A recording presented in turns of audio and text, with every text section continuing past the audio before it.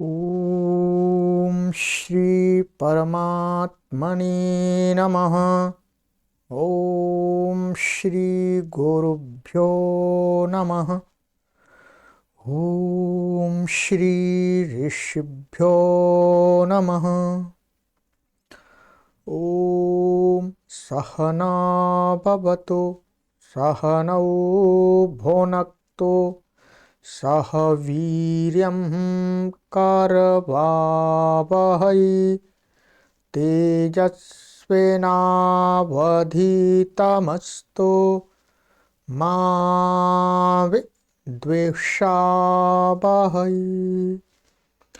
ओम शांति शांति शांति। सर्वेभ्यो नमः। देववाणी संस्कृतं यूट्यूब चलदृश्यं प्रति भवतां भवतीनां च हार्दं स्वागतम्। मित्रों, लघु सिद्धांत कौमुदी संपूर्ण अध्ययन कक्षा संख्या 6 को आज पढ़ेंगे। 5 कक्षाएं हमने आपको अभी तक लघु सिद्धांत कौमुदी की पढ़ा दी हैं और प्लेलिस्ट में आपके लिए हमने कॉलम बना दिया है लघु सिद्धांत कौमुदी भाग 1।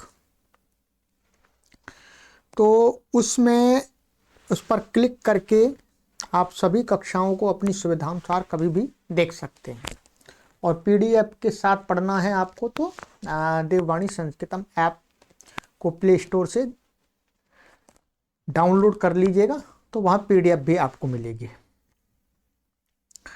सबसे पहले आपसे हम निवेदन करना चाहेंगे कि जो इससे पिछली कक्षा थी, कक्षा 5, जो कक्षा 5 मैंने जो पढ़ाई थी आपको, उसमें जो रिकॉर्डिंग की जो आवाज़ है, स्पष्ट है एकदम, कोई परेशानी नहीं है।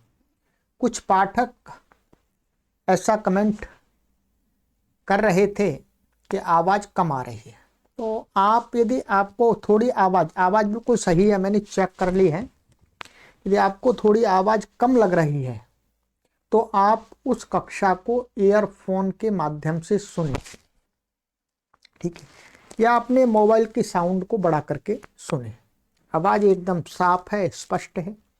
मैंने पूरी वीडियो को देखा है आरंभ से अंत तक, ठीक है, उसमें कोई परेशानी नहीं है।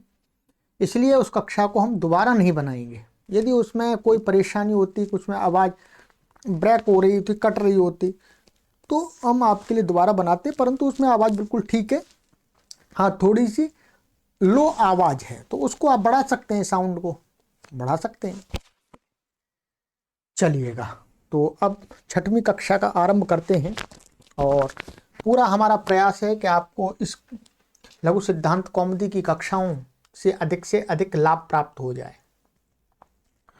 तो गत कक्षा में हमने यहाँ तक आपको पढ़ा दिया था, मुख नासिका वचनोनु नासिका, ये सूत्र पढ़ाया था। और ऊपर के 3 सूत्र थे आपके, उच्चै रुदात्तः नीचै ऋणुदात्तः समाहारः स्वरतः, वो भी हमने आपको लघु सिद्धांत कौमुदी के हिसाब से अधिक आपको बता दिया था।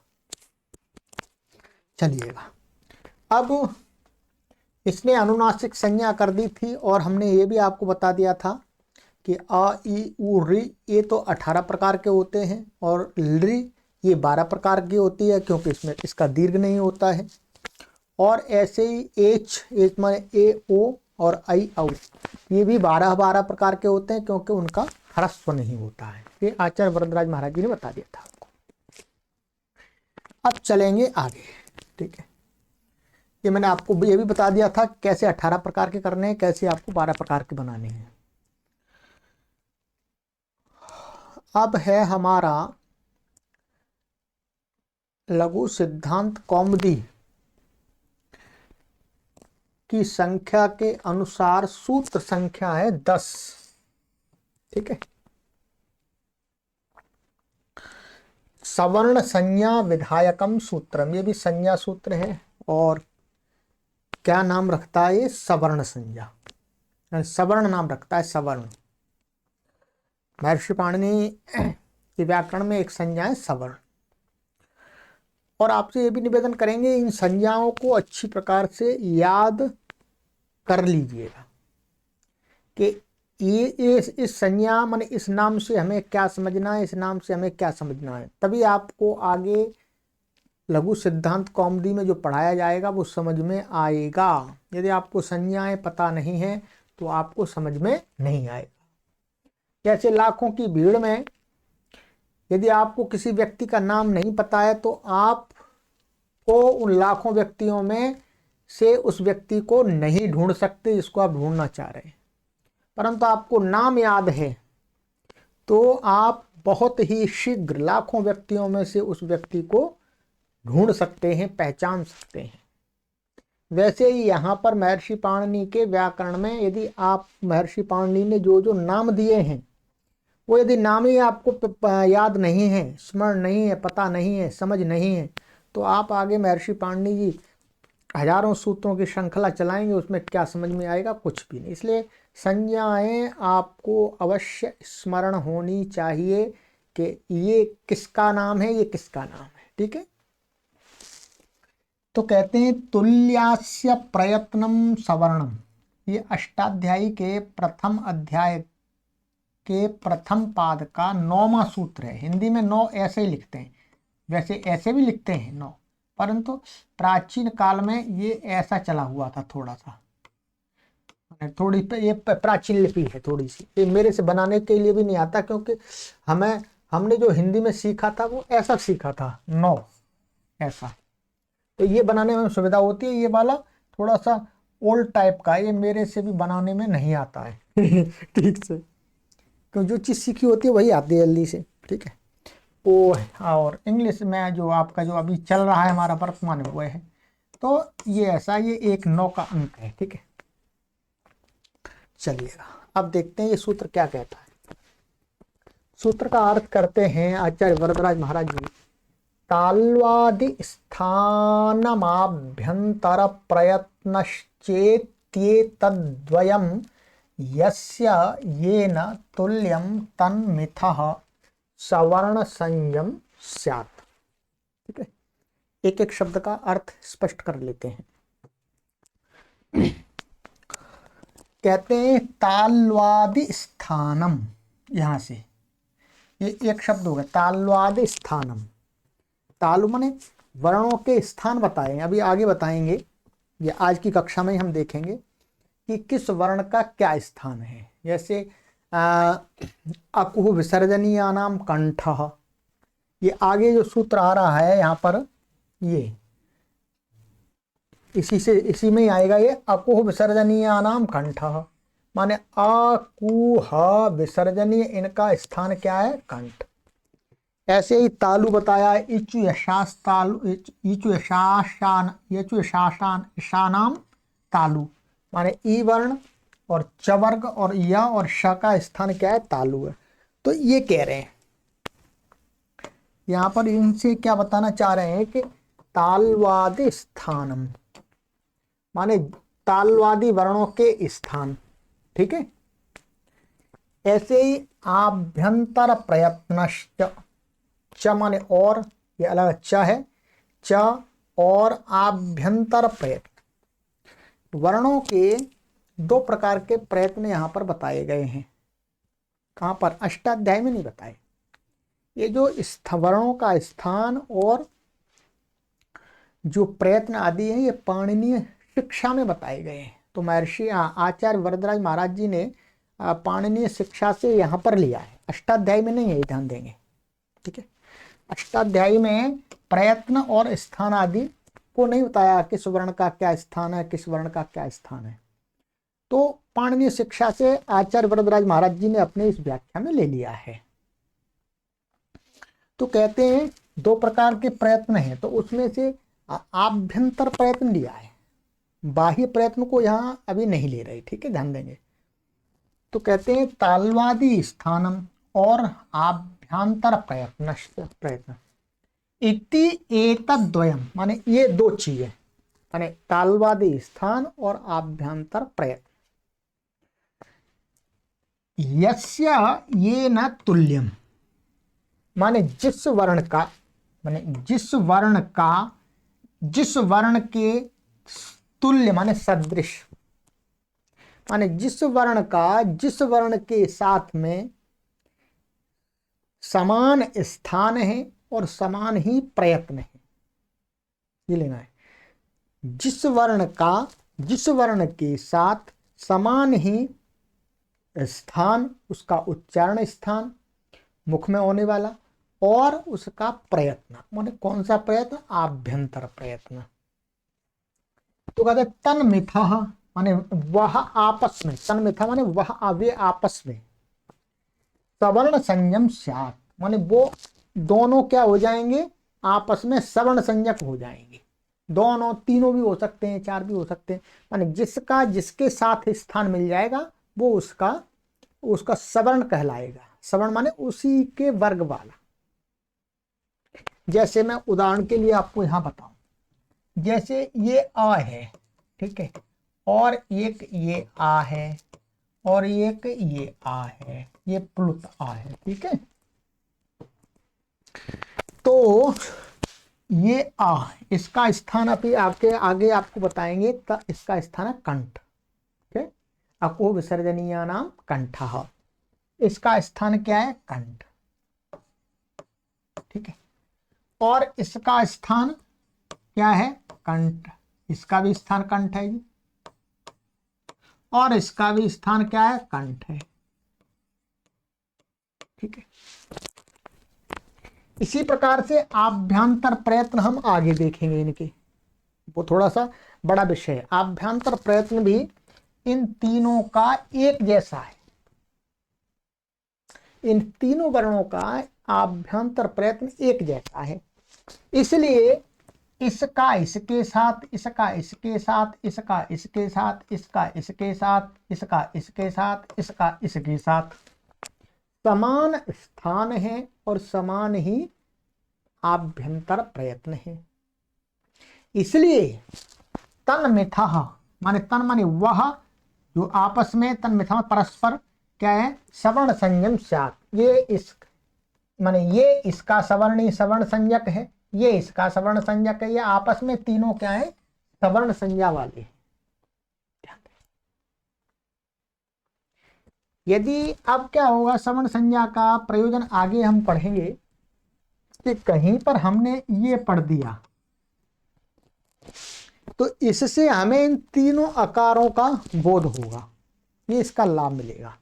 तो बस अभी आपको इतना ही समझना है कि तालवादी स्थानम और आभ्यंतर प्रयत्न, ये दो चीजें जिस वर्ण के साथ में मिलती हैं, एक जैसी होती हैं, तो वो वर्ण आपस में क्या कहलाते हैं, सवर्ण संज्ञक, माने सवर्ण संयम या सवर्ण संज्ञकम, एक ही बात है। तो सवर्ण संज्ञा के नाम वाले हो जाता है, ठीक है।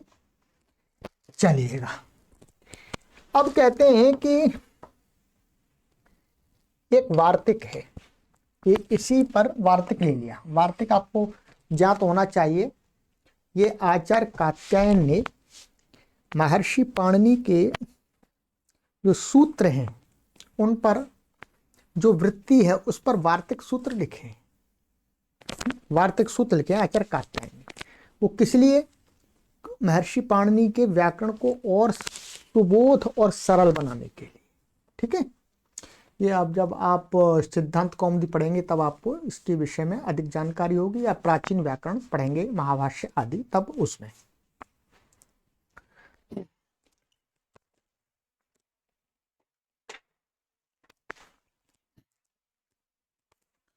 तो यहां पर आचार्य कात्यायन कहते हैं कि ये तो महर्षि पाणिनि ने कह दिया, तुल्यस्य प्रयत्नम सवर्णम, कि भाई तुल्य स्थान और आभ्यंतर प्रयत्न है जिन वर्णों का, उनकी सवर्ण संज्ञा होनी चाहिए, होती है। परंतु एक जगह ऐसी भी देखी जाती है कि दो वर्णों का भिन्न भिन्न स्थान, क्या भिन्न भिन्न स्थान, प्रयत्न तो एक जैसा है, भिन्न भिन्न स्थान होने पर भी उनकी सवर्ण संज्ञा चाहिए। सवर्ण संज्ञा किसकी, देखिएगा ये है री और एक है लरी, ठीक है। ये लरी नहीं है, ये लरी अपना स्वतंत्र वर्ण है, ये री भी है, यह अयुण री लृक, तो लरी स्वतंत्र वर्ण है, ध्यान देंगे। एक ऐसे भी बनता है ला प्लस री, और आप लिखेंगे तो ये ऐसा ही लिखा जाएगा लरी। ये क्या है, दो वर्णों से मिलकर के बना हुआ है, और ये क्या है, ये स्वतंत्र अपने आप में एक वर्ण है लरी, ठीक है, जो महर्षि पाणिनि ने प्रत्याहार सूत्रों में पढ़ दिया है। तो इसकी बात नहीं, इसकी बात कर रहे हैं, इसकी नहीं कर रहे हैं, इसकी बात कर रहे हैं। जो रील रिक में जो आपका प्रत्याहार सूत्र था री री का, ऐसा था। तो कहते हैं ये री का स्थान क्या है, हम आगे पढ़ेंगे। री का स्थान है मूर्धा, आप यहां पर देख पाएंगे, हम आगे पढ़ेंगे ऋतु रसाणाम मूर्धा, माने री का मूर्धा स्थान है, री वर्ण का क्या स्थान है, मूर्धा। और लृ का स्थान इसमें बताया है आगे, लृतु लसानाम दंता, माने लृ, ये लृ है, यहां पर लृ का स्थान बताया दंत। तो दोनों का स्थान तो भिन्न भिन्न हो गया। प्रयत्न समान भी मान लेते हैं, परंतु स्थान अलग अलग है। दोनों चीज मिलनी चाहिए, स्थान और प्रयत्न समान होने चाहिए। ऐसा नहीं कि स्थान मिल गया प्रयत्न नहीं, दोनों चीज मिल जाए। यहां पर स्थान नहीं मिल रहा, री का स्थान है मूर्धा और लृ का स्थान है दंत, तो इसकी सवर्ण संज्ञा प्राप्त ही नहीं है, परंतु इसकी सवर्ण संज्ञा हमें चाहिए। ये आगे हम जब कार्य विधायक सूत्रों में पढ़ेंगे तब समझ में आएगा। तो कहते हैं इसलिए महर्षि वो आचार्य कात्यायन ने कहा कि ऐसा है कि री वर्णयोर मिथः सावर्ण्यम वाच्यम। तो महर्षि पाणिनि ने तो यहाँ पर कहा नहीं है, परंतु उनके हमें उनके ही अनुसार उनके ही व्याकरण से कार्य सिद्धि के लिए ऐसा कहना चाहिए री और लृ वर्ण, मान री लृ वर्णयो हो, तो षष्ठी है। री और लृ जो वर्ण हैं भिन्न स्थान वाले होते हुए भी उनकी मिथा माने परस्पर, सावर्ण्यम वाच्यम माने सावर्ण्यम का अर्थ है सवर्ण संज्ञा, सवर्णता, कि री और लृ आपस में सवर्ण संज्ञक होते हैं। कहीं पर री कहेंगे तो री से हमें इन दोनों वर्णों का बोध होगा, और कहीं पर लृ कहेंगे तो लृ से हमें इन दोनों वर्णों का बोध होगा। इसके लिए ये आगे आपको समझ में आएगा, अभी बस इतना ही समझना है कि री और लृ भिन्न भिन्न स्थानों के होने के पश्चात भी इस वार्तिक से उन दोनों की परस्पर सवर्ण संज्ञा की गई है, ठीक है। तो ये है वार्तिक का अर्थ, ठीक है। चलिएगा अब ये तुल्यस्य प्रयत्नम सवर्णम, तो यहाँ पर तालवादी स्थान और आभ्यंतर प्रयत्न। अब विद्यार्थियों को यह समझाना पड़ेगा कि किस वर्ण का क्या स्थान है और क्या प्रयत्न है। तो अब आचार्य जो वरदराज महाराज जी हैं वो पाणिनीय शिक्षा के अनुसार ही यहाँ पर वर्णों का स्थान और प्रयत्न बताएंगे आगे। तो आगे आपकी पुस्तक में भी लिखा होगा ये अथ स्थानानि, ठीक है, स्थान बताना चाह रहे हैं आप। सबसे पहला सूत्र यहाँ पर ये सूत्र रूप में है, अकोह विसर्जनीयानाम कंठ। सरल सीधा अर्थ है, इसमें कोई बताने की जरूरत नहीं है, ठीक है। अ माने अ, कु का अर्थ है कवर्ग, माने जिस वर्ण में उ लगा देते हैं, जैसे का है और का प्लस उ लगा दिया है, तो ये क्या है, आगे आपको बताया जाएगा। ये अपने भाइयों का भी ग्रहण कराता है, माने क वर्ग पूरे का बोधक है। ठीक है, तो कु कु का अर्थ है यहाँ पर क वर्ग। क वर्ग में आपको पता है 5 होते हैं, क ख ग घ ङ। ठीक, और ह माने हा अकेला है। विसर्जनीय, विसर्जनीय माने विसर्ग बोलते हैं उसको, ऐसे जिसका चिन्ह माने हम 2 बिंदु लगाते हैं तो वो होता है विसर्ग। उसको विसर्ग भी बोलते हैं, विसर्जनीय भी बोलते हैं। तो कहते हैं इन वर्णों का उच्चारण स्थान क्या है, कंठ। क्या समझना है, कंठ। तो इसका मतलब ये हुआ, यहां अ से तीनों आ जाएंगे, ध्यान देंगे। क से, ये मैं यहां बता देता हूं, टेबल में आ जाइएगा।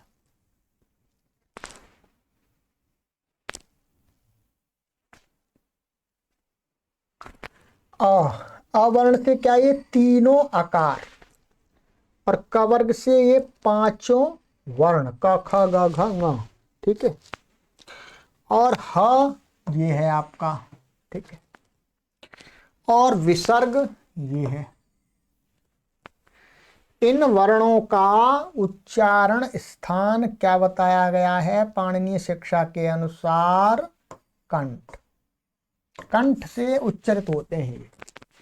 अ, आ, क, ख, ग, घ, ङ, ह, ह, राम, राम, राम, हरे, हरे। तो कंठ इसका स्थान बता दिया। ठीक है, सरल है पूरा ये। थोड़ी आप संस्कृत तो आपको जानते हैं, तभी आपको ये व्याकरण समझ में आएगा, अन्यथा आएगा नहीं। तो ये क्या है, षष्ठी विभक्ति बहुवचन है। षष्ठी का अर्थ क्या होता है, का, की, के। तो इन वर्णों का स्थान क्या है, कंठ। अब कहते हैं आगे, ये दूसरा सूत्र है, मानिएगा ये ऐसे चलेगा, ऐसे। ठीक है, इच्चु यशानाम तालु। ठीक है, ये तालु या विसर्ग नहीं है, तालु ये नपुंसकलिंग शब्द है। ठीक है, तो मधु के समान स्वरूप चलता है इसका। ठीक है, तो यहां पर कहते हैं ई माने ई वर्ण हो गया, चू माने च वर्ग हो गया, और या हो गया, और शा, ये वाला शा, जिसको बहुत सारे लोग हिंदी में शीटी वाला सा बोलते हैं शीटी वाला शा। तो इन वर्णों का स्थान क्या है, ये षष्ठी, जैसे रामा नाम है, या मनु ग्रामा नाम। तो वैसे ये शब्द है ईचु या श, और षष्ठी बहुवचन में ईचु यशा नाम तालु। इन वर्णों का उच्चारण स्थान क्या है, बोलो, तालु। तालु ये होता है, ठीक है, ये ऊपर के दांत हैं, उससे थोड़ा ऊपर का भाग, पीछे का भाग, मतलब तालु होता है। ठीक है, उसके पीछे और जाएंगे तो मूर्धा आ जाता है। तो तालु स्थान है इनका। तो अब इसका टेबल में देख लेते हैं। ठीक है, आराम से थोड़ा आपको पढ़ा देते हैं, जिससे आपको अच्छी प्रकार से समझ में आ जाए, आपको ऐसा ना अनुभव हो कि हमारी समझ में नहीं आ रही बातें। ये ई वर्ण से ये तीनों इकार आ गए आपके। च वर्ग से ये च, छ, ज, झ, ञ, ये आ गए 5 वर्ण, और ये आपका या आ गया। ठीक है, और ये आपका शा आ गया। इन 3 और 5 8, और 1 9, 1 10, 10 वर्णों का स्थान क्या है, तालु।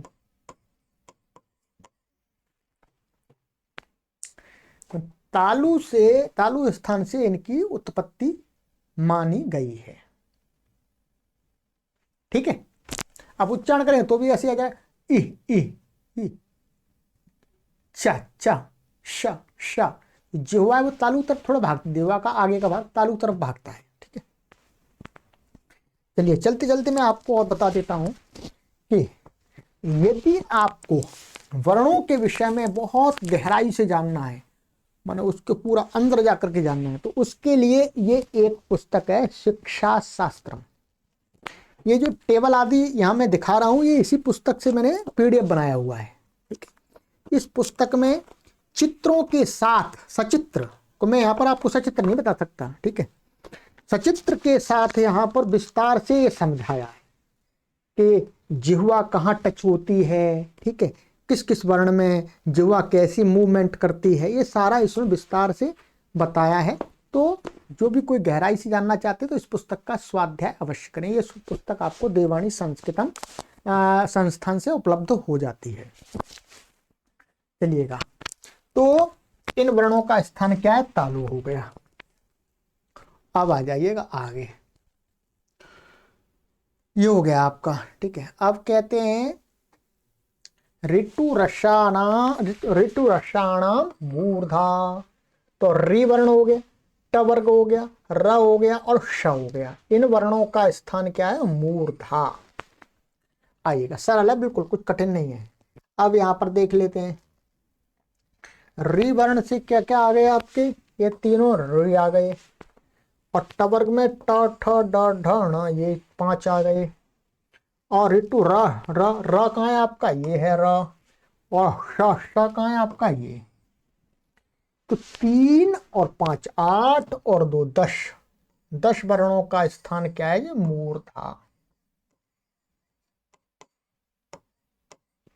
ठीक है, तालु से थोड़ा और पीछे जाएंगे ऊपर को तो वो मूर्धा स्थान माना गया। श श ट ठ ड ढ, जिह्वा का आगे का भाग वहां पर पीछे को भागता है मूर्धा की तरफ,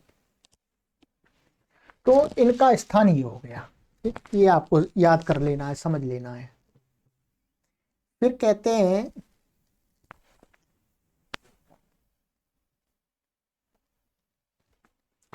ऋतु लसानाम दंताः, माने लृ वर्ण और त वर्ग और ल और ये स, इन वर्णों का स्थान क्या माना गया, दंत। माने जिह्वा है वो दांतों से टच होती है, इनके वर्ण लृ लृ लृ है, त त थ द ध जिह्वा, और ल ल स ये वाला स, इनका स्थान क्या माना गया, दंत।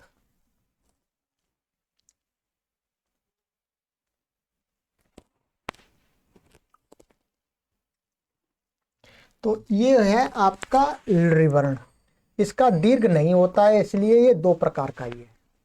2 प्रकार का, 12 प्रकार का हो जाता है। और आपका ये त थ द ध न, ये वर्ण आ गए, ठीक है। और आपका ला आ गया ये, और ये सा आ गया।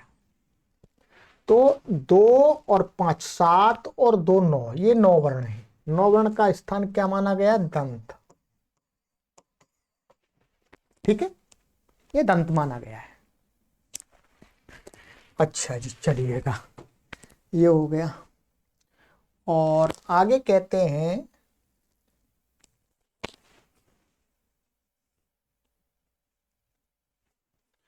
पांचवा सूत्र है उपपद्मानीयानाम ओष्ठौ।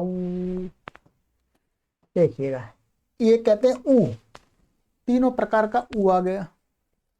और ये ऐसा है, यहां पर ये क्या है, ये पु प्लस उपपद्मानीय, ऐसा शब्द है, उपपद्मानीय। ठीक है, ये तो उ और ये पू का उ ह्रस्व और ये मिलकर के दीर्घ हो गया, इसलिए यहाँ पर दीर्घ दिख रहा है। इसको अलग अलग करेंगे तो उ और पू और उपधमानीय। उपधमानीय क्या होता है, ये विसर्ग का ही एक उच्चारण भेद है और उसका चिन्ह भी अलग है, बताएंगे आपको आगे। ठीक है, तो कहते हैं कि ये उपधमान है, उ और पवर्ग प फ ब भ म इनका, और उपधमानीय इनका स्थान क्या है, ओष्ठ। ओष्ठ बताए गए, ये दोनों ओष्ठ बताए, माने इनका स्थान माने ऐसे प प प प प प प, ओष्ठों से हो रहा है, प फ ब भ म उ उ उ, तो ओठ इसमें अधिक मूव करते हैं, तो ओठ। तो ये आइएगा, यहां पर बता दे टेबल में आपको,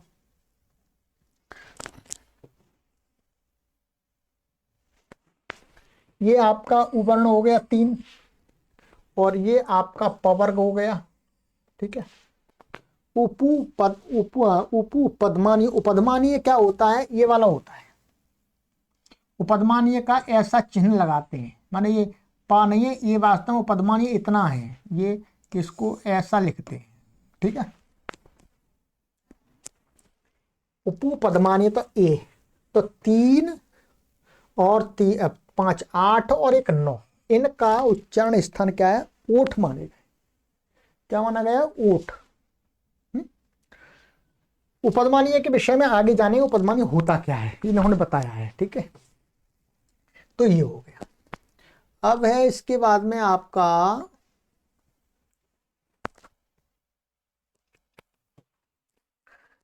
ञ म ङ ण ना नाम नासिकाच। ये कहते हैं ञ म ङ ण न, 5 अक्षर हैं। इन 5 माने ये क्या है, वर्ग के, 5 वर्गों के अंतिम अक्षर हैं। इनका सबका अपना अपना स्थान बता दिया। क्या बताया, जैसे ये इया का, इया किस में आ रहा था, च वर्ग में आ रहा था, तो तालु आ गया था इसका। म किस में आ रहा था, म इसमें आ रहा था प वर्ग में, तो ये ओष्ठ हो गया था। और ङ किस में आ रहा था, ये क वर्ग में आ रहा था, तो ये कंठ हो गया था। और ये ण किस में आ रहा था, ये ट वर्ग में आ रहा था, तो इसका मूर्धा हो गया था।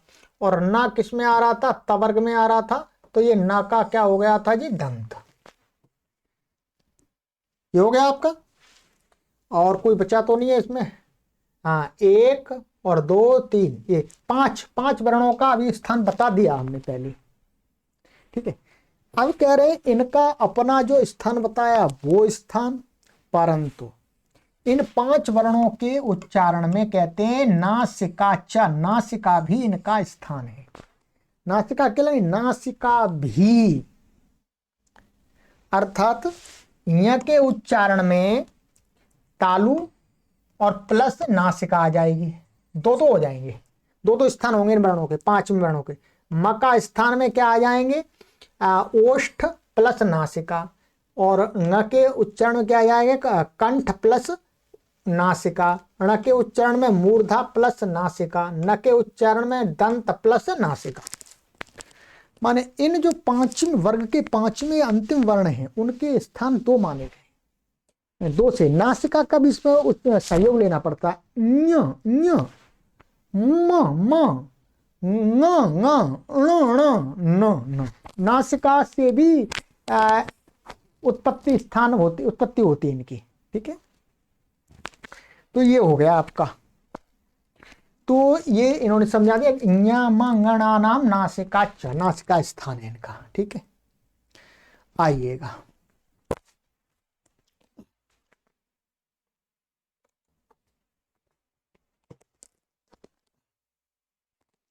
चलिएगा, अब आगे है आपका सूत्र है ए दई तो हो कंठ तालु।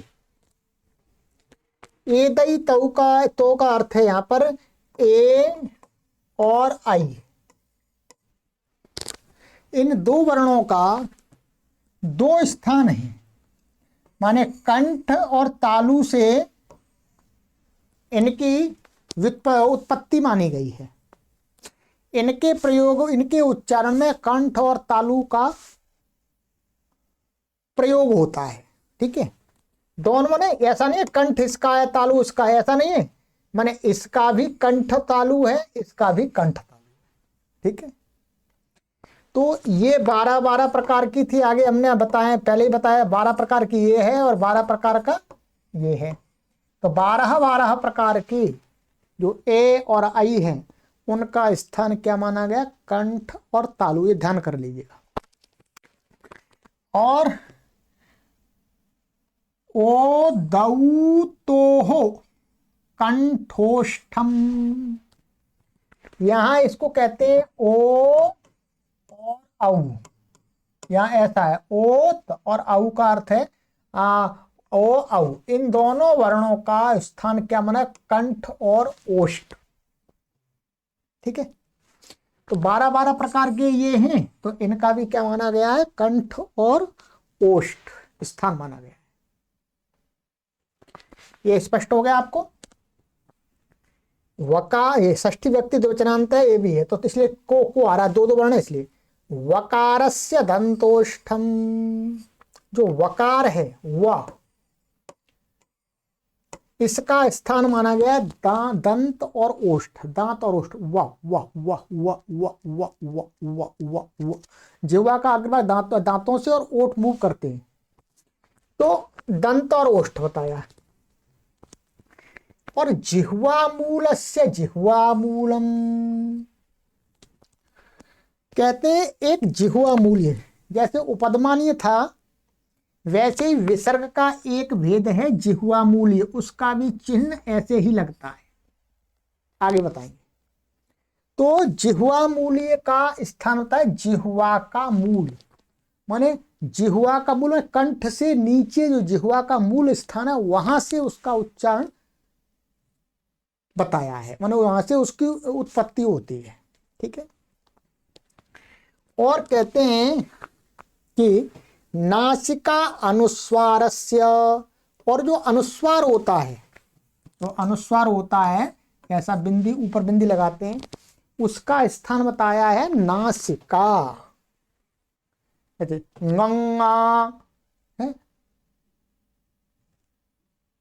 मंगलम, तो ये इसमें तो परसवर्ण हो जाता है। जैसे संस्कार, संस्कार सबसे बढ़िया है, जैसे ये आप लिखते हैं संस्कार, तो अब ये जो अनुस्वार है इसका स्थान हमें क्या करें, संस्कार संस्कार। नासिका से अनुस्वार का उच्चारण स्थान है, नासिका से करना है, तो नासिका अनुस्वारस्य, ये उच्चारण स्थान बता दिए वर्णों के। देखिएगा, वैसे वर्णोच्चारण में, वो वर्णोच्चारण शिक्षा है, पाणिनीय शिक्षा है, उसमें 63 वर्ण दिए हैं। क्या है? 63 वर्ण। देखिएगा, इन सभी का स्थान बता दिया, इन सब का बता दिया, इन सब का बता दिया। ये क्या है? ये जिह्वा मूली है, ये उपदमानी है, ये विसर्ग है, ये अनुस्वार है। ये जो 4 वर्ण हैं, 4 वर्ण के बारे में यहां चर्चा नहीं करेंगे, क्योंकि ये लघु सिद्धांत कौमुदी है, ये प्रौढ़ व्याकरण की कक्षा नहीं है। तो ये आपके 59 तो वर्ण हैं, 59, उनके उच्चारण स्थान बता दिए। अब आप कहेंगे गुरुजी कहां से दिखा रहे हैं? ये लघु सिद्धांत में नहीं है, ये ध्यान देंगे, ये वाला टेबल ये शिक्षा शास्त्रम का है। तो आपको जितने वर्णों का उच्चारण स्थान अभी जानना है उतने का आपको बता दिया, सबका। ठीक है, इनका जानने की अभी आवश्यकता नहीं है, इनको यम बोलते हैं, वैसे ये भी बता देते हैं, इनको यम बोलते हैं। ठीक है, ये 4 यम हैं, कुंग खुंग गुंग घुम। ठीक है, इनका उच्चारण स्थान आपको जानना है तो पाणिनी शिक्षा पढ़नी पड़ेगी। पाणिनी शिक्षा का भी हमने पूरा कोर्स बना दिया है ऑनलाइन, वहां पढ़ सकते हैं, प्लेलिस्ट में देख लीजिएगा। ठीक है, पाणिनी शिक्षा नाम से। तो ये हुआ आज की कक्षा में हमने क्या पढ़ा, माने सवर्ण संज्ञा पढ़ी, और रिवर्णयो मिथस्सावर्ण्यम वाच्यम, इनकी री और लिवर्ण की भिन्न स्थान होने पर भी सवर्ण संज्ञा कहनी चाहिए।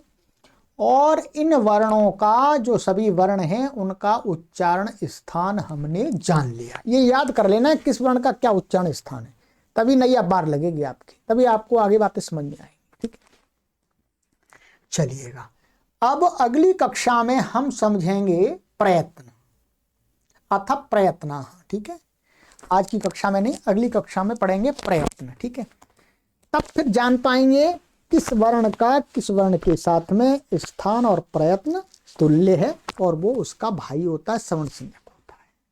ठीक है, चलिएगा, तो आज की कक्षा को विराम देते हैं। और मुझे पूर्ण आशा है, पूर्ण आशा ही नहीं विश्वास है कि आप किसी भी ऑफलाइन इंस्टीट्यूट में पढ़ने जाएं और वहां पर जो आपको अध्ययन स्टडी मिले उससे कई गुना अच्छा आपको इन कक्षाओं के माध्यम से समझने का एक अवसर प्राप्त हो रहा है। हम आपको टेबल के साथ में बिल्कुल टिक लगा लगा करके दिखा रहे हैं। ऑफलाइन में इस प्रकार से आपको नहीं दिखाया जाएगा। कह देंगे, मौखिक बोल देंगे आपको ऐसा ऐसा ऐसा। तो आप सभी इन कक्षाओं का भरपूर लाभ लें और हमारे संस्कृत के क्षेत्र का 30 वर्ष के अनुभव का भी लाभ लें। यही हमारा सौभाग्य है, यही हमारा जो परिश्रम हम कर रहे हैं उसका साफल्य है, उसकी सफलता है। आपसे इतनी ही आशा करते हैं, विनम्र निवेदन करते हैं कि आप यदि इन कक्षाओं से लाभान्वित हो रहे हैं तो आप अपने साथियों को भी इन कक्षाओं के विषय में सूचना दें। इन कक्षाओं के लिंक को अधिक से अधिक शेयर करते रहें। विद्या का सिद्धांत है कि विद्या को बढ़ाना है तो विद्या को बांटो। हम निरंतर बांट रहे हैं और आपसे भी निवेदन कर रहे हैं, बांटिएगा, खूब बांटिएगा। और आज की इस टेक्नोलॉजी की दुनिया में भी ये सिद्धांत सिद्ध हो रहा है, सत्य सिद्ध हो रहा है कि जितना हम बांट रहे हैं उतनी विद्या बढ़ रही है, कम नहीं हो रही है। पैसा बांटेंगे तो कम होगा, आप शेयर करेंगे विद्या बढ़ती चली जाएगी। संस्कृत भाषा की वृद्धि आपको करनी है तो शेयर कीजिए, बांटिए, लोभ मत करिएगा। हम भी लोभ नहीं कर रहे, हम भी निरंतर आपको बांटते जा रहे हैं। बस इतना हमारा आपसे निवेदन है। चलिएगा, आगे की कक्षा में मिलते हैं। सर्वेभ्यो नमः।